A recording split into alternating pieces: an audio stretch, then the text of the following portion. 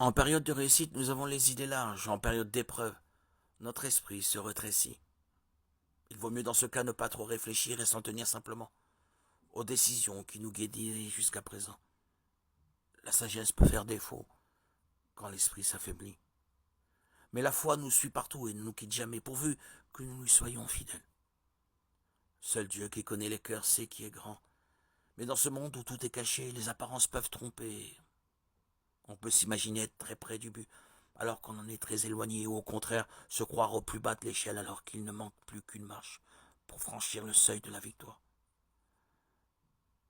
Les paroles de l'Évangile, les mots de prière que nous prononçons rayonnent en nous, nous éclairant jusque dans les endroits les plus obscurs où nous devons réparer nos erreurs. Leur lumière nous montre la solution du problème. Aussi ne faut-il pas attendre d'être sauvé pour se mettre à étudier et à prier,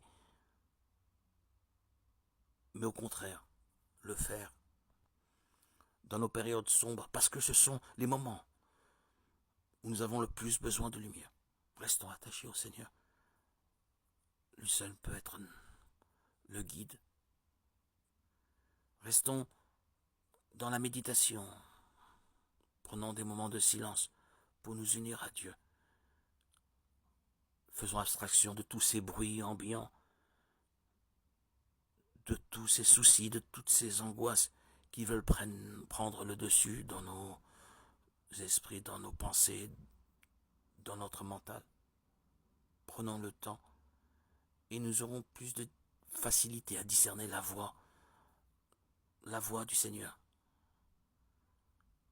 Elle sera au départ qu'un léger écho, puis elle deviendra plus pertinente et prendra plus de place.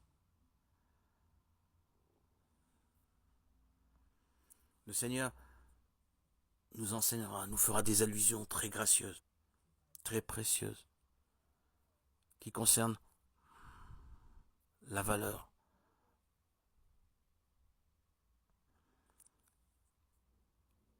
et la beauté de vivre en pleine lumière. Gardons toujours notre confiance dans la bonté de Dieu. Levons toujours nos yeux vers le ciel et supplions sans relâche. Dieu finira toujours par nous entendre. Et notre agresseur, le diable, fera une chute dont il ne se relèvera plus jamais.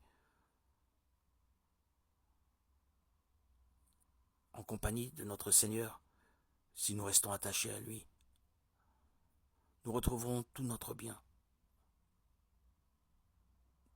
toute notre fortune, nos talents et notre richesse éternelle nous sera rendue. Ce voleur qu'est le diable qui veut arracher nos vies sera à terre éternellement.